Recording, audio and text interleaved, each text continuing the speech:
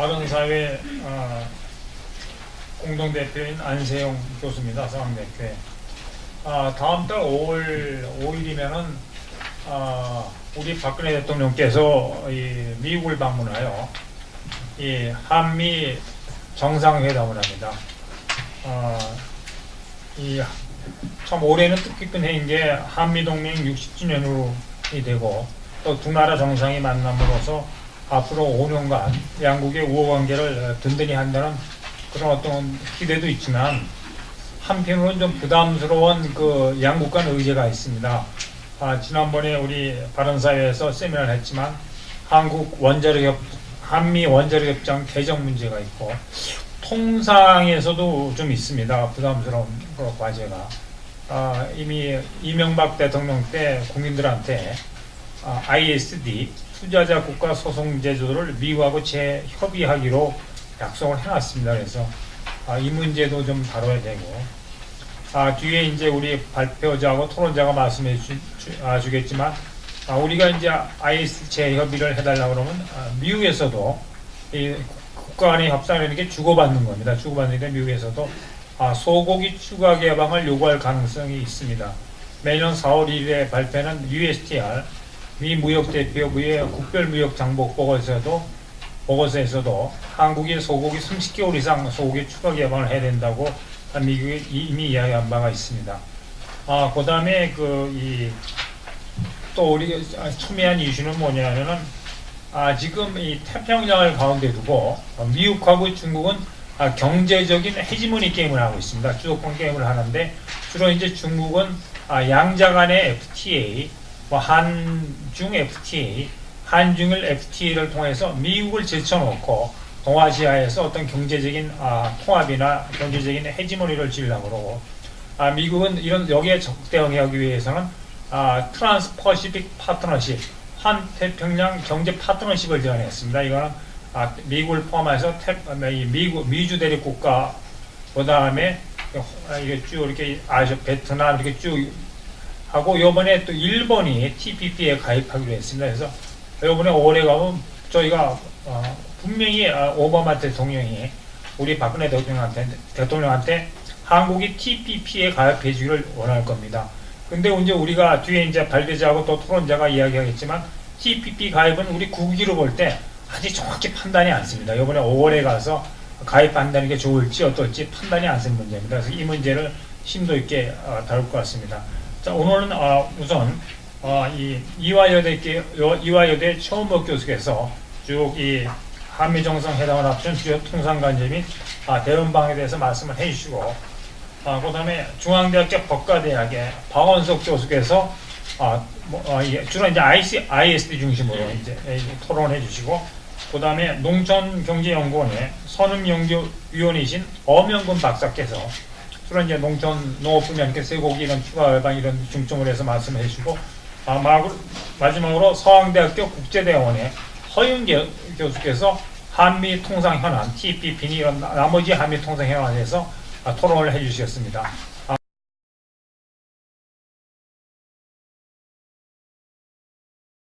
총론적으로 좀 먼저 전체적인 통상 이슈를 한번 조망하고 ISD로 들어가는 게 나을 것 같아서 말씀을 좀 드리겠습니다.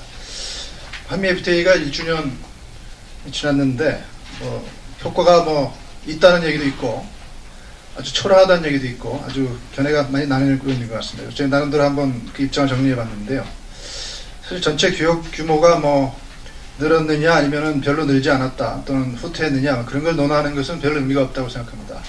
왜냐하면 FTA는 분명히 그 수혜 품목과 또 비수혜 품목이 이렇게 나눠지기 때문에 또 한미 FTA가 발효된 지 1년밖에 안 되기 때문에 그 효과를 정확히 분석하려면 FTA 관세 철폐 혜택이 발생하는 품목군과 그렇지 않은 비수혜 품목군을 나누어서 교역 효과를 비교하는 게 FTA의 평가를 제대로 평가하는 방법이라고 생각합니다.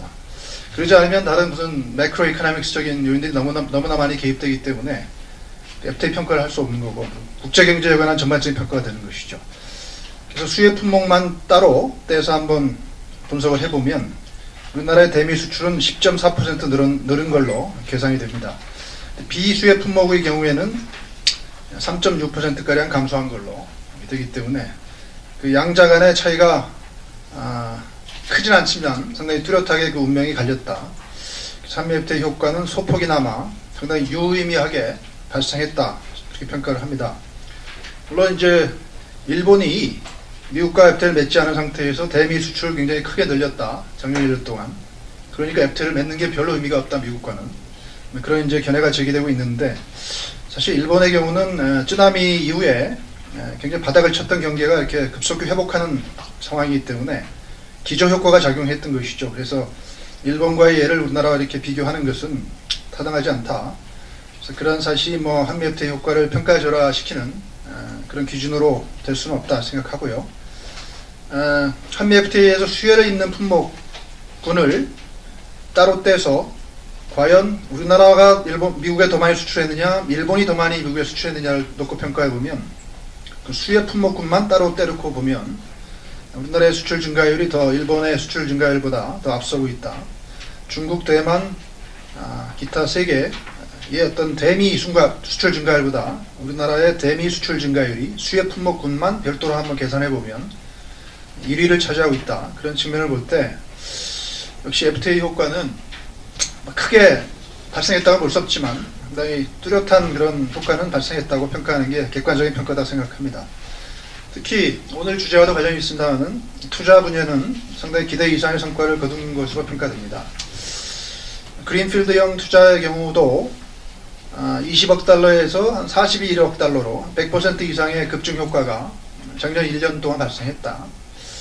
이것은 나름대로 그 ISD가 논란을 많이 겪었습니다만은 한미 FTA의 어떤 투자 보장 체제가 확고히 좀 자리 잡음에 따라서 우리 경제에 대한 좀 대외 신인도가 좀 개선된 상승한 효과를 반영한 것이다. 그렇게 평가할 수 있고요. 교역 분야는 뭐 그렇게 크진 않지만 상당히 유의미한 정도의 그런 효과는 발생했다고 보고요. 투자 분야는 상당히 커다란 효과가 발생했다. 저는 그렇게 평가를 합니다. 다만 이제 문제점도 많이 발견이 됩니다. 중소기업의 FTA 활용률은 굉장히 낮은 걸로 추정이 됩니다. 전체 대기업까지 합쳐서 전체 활용률은 66% 되는데 중소기업을 별도로 떼서 아마 활용률을 계산해보면 상당히 50% 미만일 것이라고 예측이 됩니다. 그래서 앞으로 정부가 좀 제대로 활용률을 평가하려면 전체 활용률을 계산하는 거 플러스 중소기업만의 어떤 활용률을 따로 계산해서 그 활용률을 늘려가는 게 굉장히 필요할 거라 생각되고요. 근데 그런 통계가 잘 나오고 있지 않는 것 같습니다. 또 일자리 창출이라는 게 FTA에 굉장히 커다란 목표가 되고 있는데 일자리 창출에 얼마나 기여했느냐 하는 걸 평가할 필요가 있는데요. 당초 정부는 사실 한미 FTA로 인해서 34만 개 정도의 일자리가 10여 년에 걸쳐서 발생한다고 그렇게 이제 평가를 했는데 34만 개가 뭐 10년에 걸쳐서 발생하려면 하나에 한 3만 4천 개 정도는 일자리가 발생 평균적으로 해야 되는 거 아니겠습니까? 근데 작년에 우리나라 취업자 수가 한 4만 3천 명 증가했는데 이게 뭐 FTA로 인해서 전부 발생한 건 아니고 FTA와 연계된 제조업이나 서비스업 같은 경우를 별도로 떼놓고 보면 한 4만 명 정도의 일자리가 창출됐다 이렇게 보고 근데 우리나라가 FTA를 미국과만 한 게 아니니까 8개 FTA가 FTA를 하고 있으니까 근데 한미 FTA가 뭐 비중이 8분의 1은 아니고 뭐 중요한 FTA니까 4분의 1 정도의 비중을 부여하면 그런 공식에 의해서 제가 평가해 보면 약 1만 개 정도는 한미 FTA로 인해서 일자리가 창출됐다. 그렇게 roughly 볼 수 있는 것 같습니다. 그래서 당초에 정부는 3만 개 정도 평균 10년간 3만 개씩 이렇게 발생한다고 이렇게 봤는데 1만 개 정도가 발생했으니까 당초 목표의 한 3분의 1 정도만 달성했다. 정부가 이렇게 자랑할 만한 성적표는 아니다. 일자리 창출 면에서는. 이렇게 생각이 되고요. 앞으로 상당히 할 일이 많다. 물론 세계 경제가 불황이었기 때문에 그렇다. 뭐 그런 변명을 할 수 있는데 사실 FTA의 10년간 그 효과를 추정해 보려면 경제가 좋을 때도 있고 나쁠 때도 있고 하기 때문에 사실 그런 걸 모두 고려해서 이렇게 애초에 그 예상치를 내놨어야 되는데 너무 그 장밋빛 그 가정에 의해서만 그렇게 일자리 창출 효과 같은 걸 선전한 것도 사실은 문제라는 문제이기 때문에 사실 정부가 일자리 창출에 앞으로 상당히 해야 될 과제가 굉장히 많다. 갈 길이 멀다. 저렇게 평가를 합니다. 쇠고기 완전 수입 문제가 이제 한미 간에 쌓여있는 현안이고요. ISD 재협의와 함께 이게 서로 연계될 가능성이 많은데 그 이유는 전전임 대통령이 FTA를 이제 서로 체결하면서 쇠고기 완전 수입과 FTA 체결을 서로 연계했기 때문에 ISD를 재협의하게 되면 FTA의 투자 챕터를 좀 수정해야 되는 문제가 발생하기 때문에 그러면 쇠고기 안전수입과 FTA를 연계했는데 FTA 텍스트를 한국이 좀 고치자고 제안을 하게 되면 그럼 쇠고기 안전수입은 어떻게 되는 거냐? 그것도 빨리 약속을 지켜라. 미국이 이렇게 나올 수 있기 때문에 역시 이 두 이슈는 상당히 연계될 가능성이 많다. 그래서 이 굉장히 그 politically sensitive한 이 이슈를 가급적 연계시키지 않으면서 IST 문제를 우리가 원하는 쪽으로 매니지 할 수 있는 어떤 리스크를 매니지하는 불필요한 마찰을 증폭시키지 않으면서 양국 간 갈등을 좀 관리해 나가느냐, 어떻게 그런 방법으로 IST 재협상을 하느냐 하는 게 중요한 목표다 이렇게 생각이 되고요. 그다음에 TPP라는 것은 원장님께서 말씀하신 대로 원래는 소국 브루나이, 칠레, 싱가포르, 뉴질랜드 이런 네 나라가 이제 출범을 시켰는데 최근에는 굉장히 이게 중요한 메이저급 트레이딩 블록으로 대두가 되고 있습니다. 호주, 베트남, 캐나다, 미국, 말레이시아, 일본, 대만, 필리핀 이런 식으로 확대되고 있기 때문에 우리나라 FTA 관계에 있는 미국이나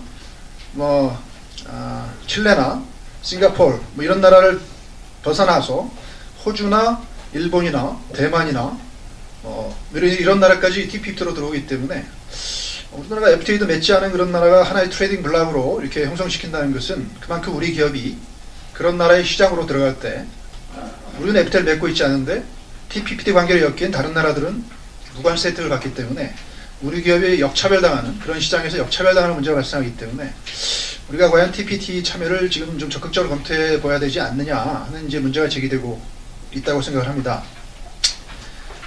사실 세계가 이제 양자 FTA 시대를 지나서 거대한 트레이딩 블록으로 이렇게 재편되는 시대로 지금 가고 있는 건데요. 궁극적으로 한 2개 내지 3개의 거대한 블록으로 이렇게 재편성될 것으로 보이는데 우리나라가 이게 TPP 참여를 지금부터 좀 준비하지 않으면 그리고 너무 양자 FTA 체제로 머물게 되면 미래를 좀 대비할 수 없다. 그런 의미에서 어차피 TPP 참여는 언젠가는 이루어야 될 과제가 아닌가, 숙명적 과제가 아닌가 이렇게 생각이 됩니다. 특히 한일 FTA가 정체되고 있는데 사실 가깝지만 먼 나라이지만 또 FTA를 또 관계를 맺지 않을 수 없는 나라이긴 한데 양자 FTA를 일본과 사실 우리나라가 달성하기는 상당히 힘들다고 봅니다. 여러 가지 요인 때문에. TPP로 오히려 우리나라가 참여하면서 일본과의 FTA 관계를 맺는 그런 그 우회적인 효과도 거둘 수 있기 때문에 좀 일본과의 그 껄끄러운 측면을 좀 피해가면서 그 관계를 좀 이룰 수 있는 그런 요소도 될 수 있다. 그래서 TPP 참여는 제 생각에 상당히 적극적으로 검토해야 된다.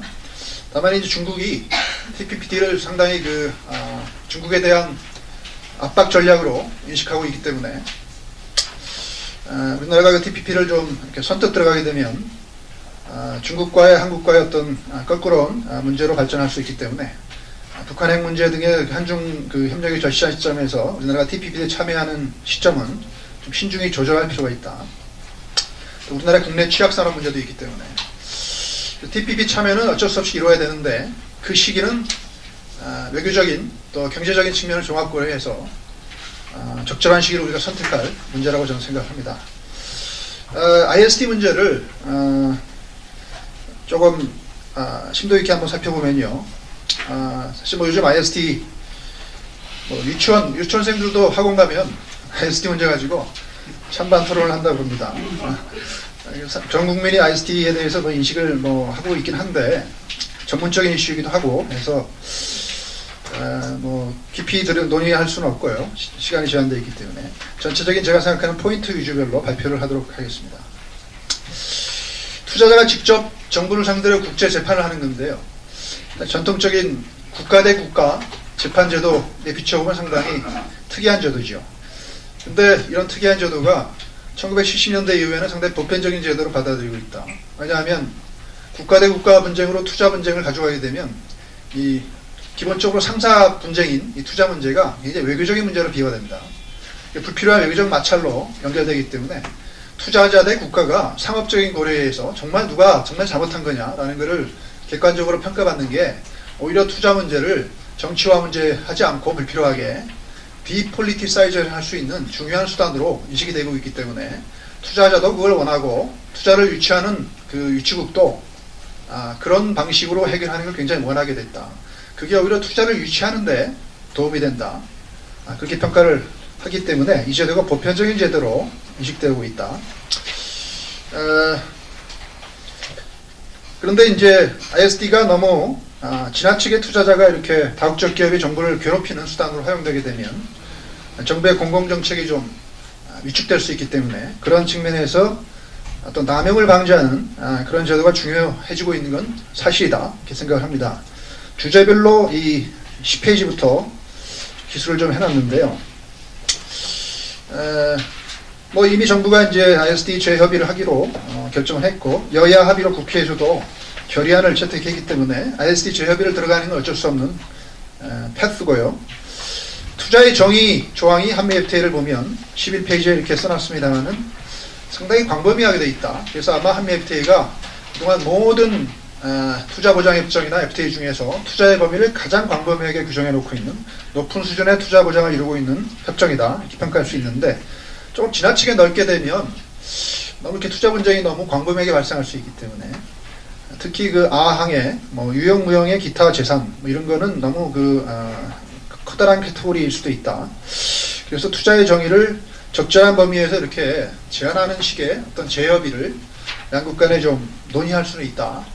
반드시 제한하는 게 좋다는 말씀은 아니고요.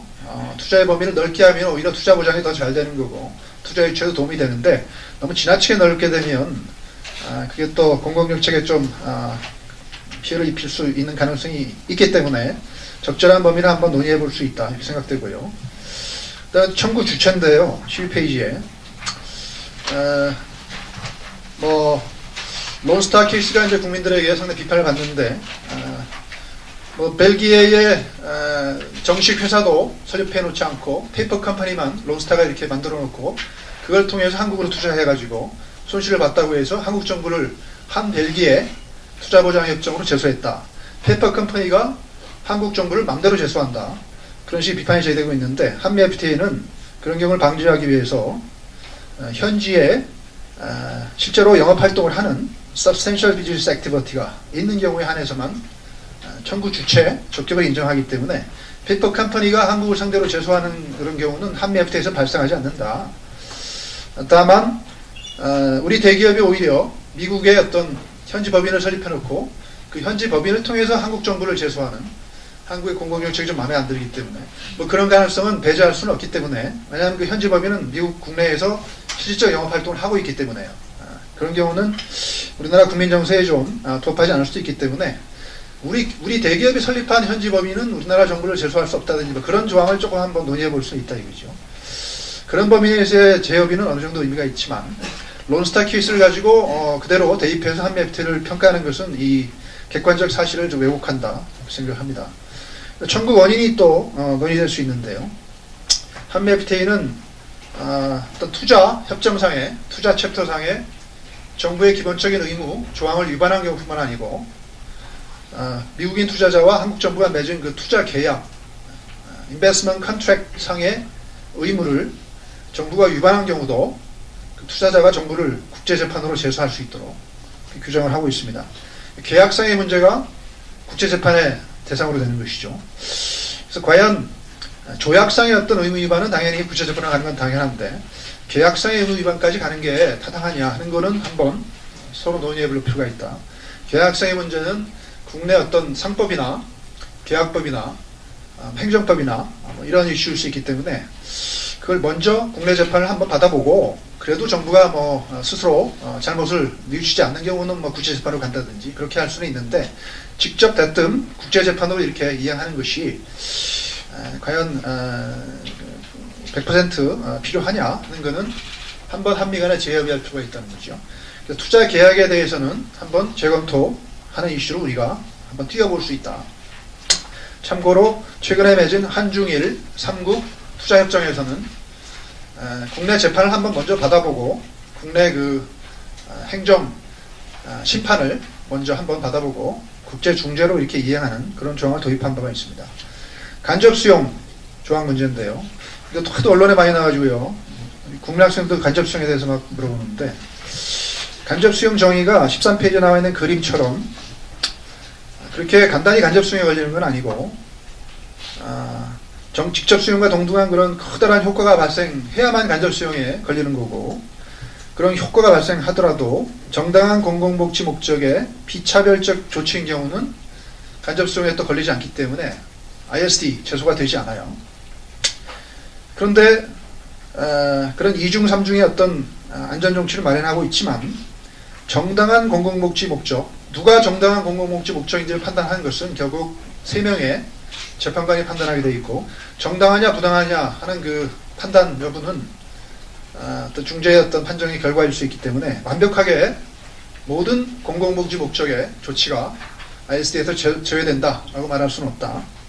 또 비차별적인 조치해야 한다 이거죠. 그래서 정당한 공공복지 목적의 조치일지라도 차별적인 효과가 발생하면 그걸 또 ISD로 제소할 수 있기 때문에 하다 보면 차별적인 조치를 좀 할 필요가 있을 수도 있는데, 그래서 이러한 어떤 세이프 하버 조항이 과연 완벽하게 구축되어 있는 거냐 하는 것을 한번 양국 간에 한번 논의해 볼 수 있다. 그래서 어떤 예외로 인정될 수 있는 범위를 좀 확대하는 식의 논의를 한번 해볼 수 있다. 또 불비례하고 극도로 심각하고 불비례적인 조치일 경우는 정당한 목적의 비차별적 조치일지라도 ISD로 제소될 수 있다고 그렇게 되어 있기 때문에, 그러한 세이프가드 조항의 범위를 조금 다시 한번 상세하게 규정하는 그런 식의 협의를 한번 시도해 볼 필요가 있다, 그렇게 생각이 되고요. 14페이지에 일반적 예외라는 상당히 어려운 개념이 나오긴 합니다만은, 거기 이렇게 쭉 기술해 놓은 인간 생명 건강 보호를 위해서 필요한 조치라든지, 사기 관행의 방지를 위한 조치, 프라이버시 보호에 관한 조치라든지 이런 것들은 일반적으로 제소가 되지 않도록 그런 일반적 예외 사유를 갖추는 그런 식의 어떤 한미 FTA를 좀 한번 손보는 그런 식의 어떤 이슈는 협상 테이블에 한번 올릴 필요가 있다. 그 다음에 투자 세이프가드 조항이나 이런 것도 금융위기가 발생하면 사실 어떤 외환의 거래를 좀 중단시킴으로써 금융위기를 좀 극복할 수 있는 시간을 벌 필요가 있는데, 이 16페이지의 그림에 나와 있는 바대로 이 금융 세이프가드를 취할 수 있는 그 조건이 굉장히 엄격하게 되어 있다. 동그라미 한 10개가량 되는 그런 조건을 모두 충족시켜야만 그 금융 세이프가드를 우리나라 발동할 수 있기 때문에 좀 너무나 이렇게 좀 엄격한 측면이 있습니다. 그래서 금융 세이프가드 조치의 좀 실효성을 저하시킬 수 있기 때문에 1년 이내로 제한한다 이런 조항을 좀 한번 재협의할 수 있고요.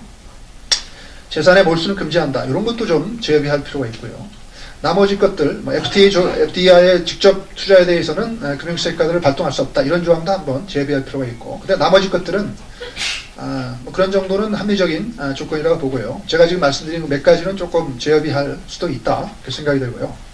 그 다음에 16, 17페이지로 넘어가는데, 중재 절차 측면에서 제소 남용 방지 조치를 조금 더 우리가 이렇게 보완하는 식의 어떤 재협의는 할 수 있다고 봅니다.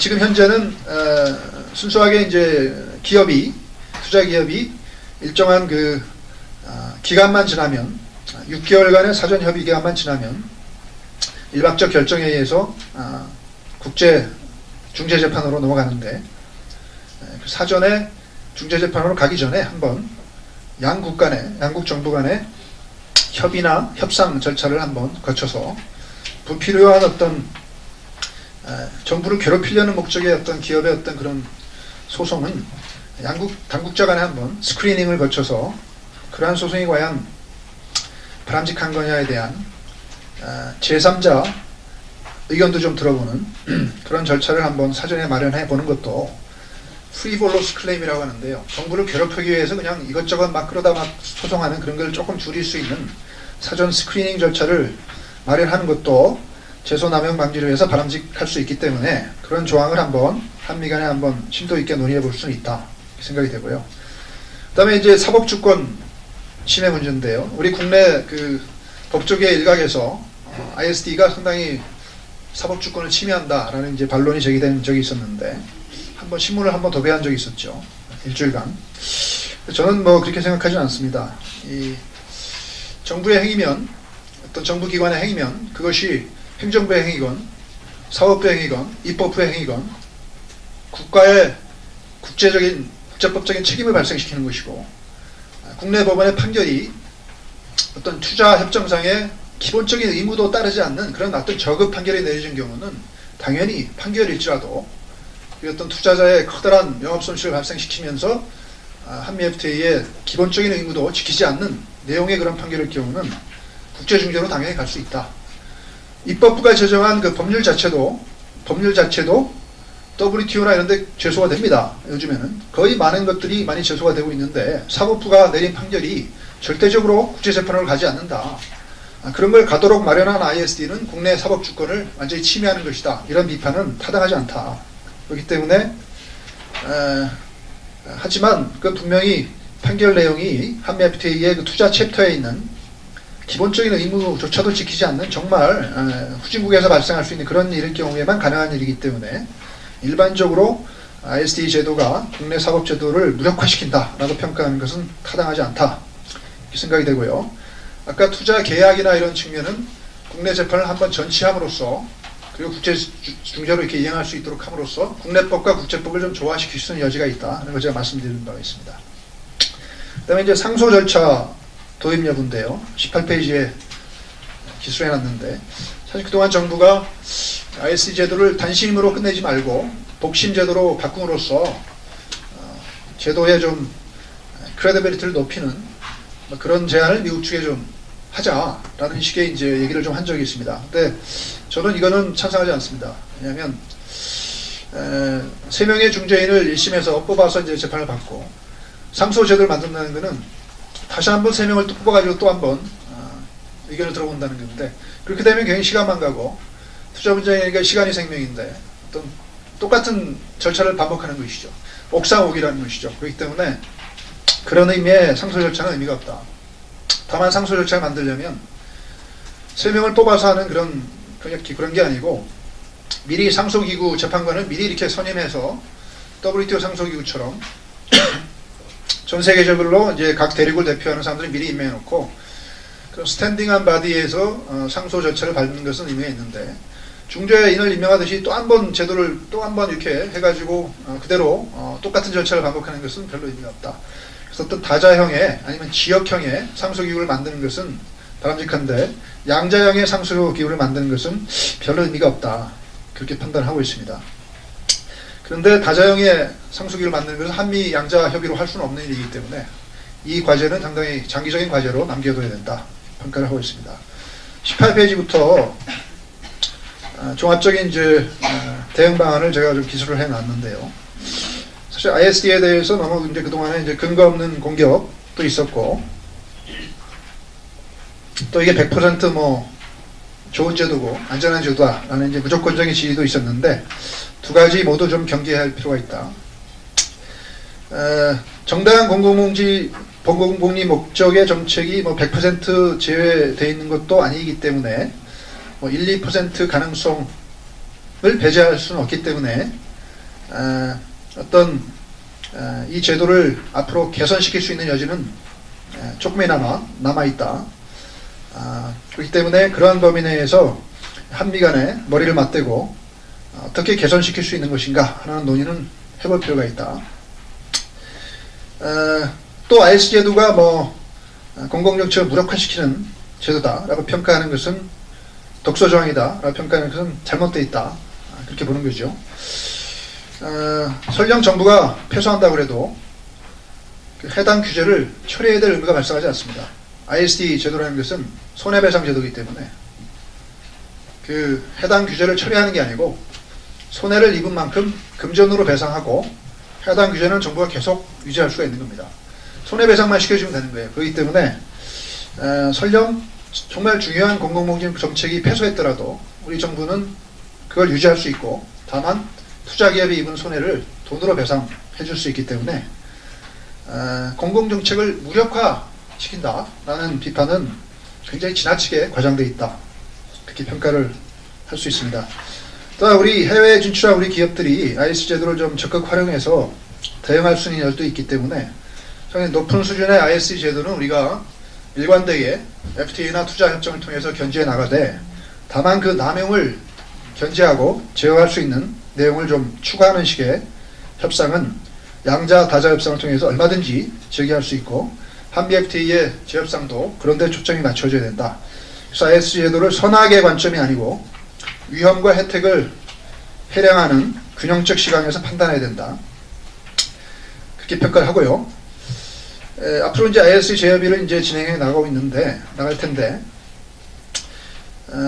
너무 깊이 있게 또는 과도하게 우리가 요구를 하게 되면, 또 실체법적인 내용까지도 개정하자고 요구를 하게 되면, 아까 말씀드린 대로 미국은 쇠고기 시장 수입 개방을 100% 달성하라, 30개월 이상 쇠고기도 수입하라 라는 식의 이제 대가를 요구할 가능성이 있기 때문에 미국의 반응을 보아가면서 적절하게 우리가 요구할 수 있는 수준을 조절하는 리스크 매니지먼트가 필요한 이슈라고 보고요.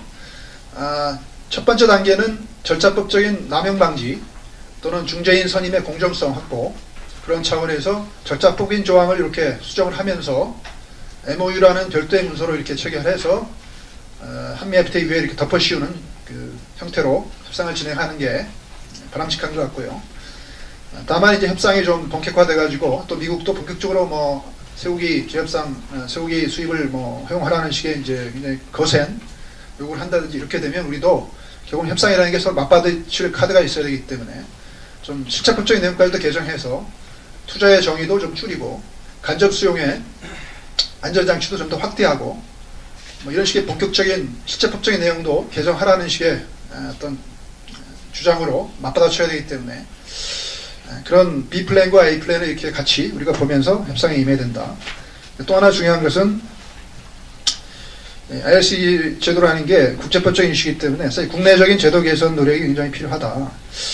요즘에 뭐 지방자치단체에도 상당히 그 극좌적인 또는 때로는 좀 보수적인 그런 조례나 이런 것들을 신중한 검토 없이 의결해서 이렇게 내놓는 경우가 있는데 정부 정책이 막 좌우로 막 왔다 갔다 하는데 그런 경우는 간접 수용에 걸릴 수 있는 가능성을 높이게 된다.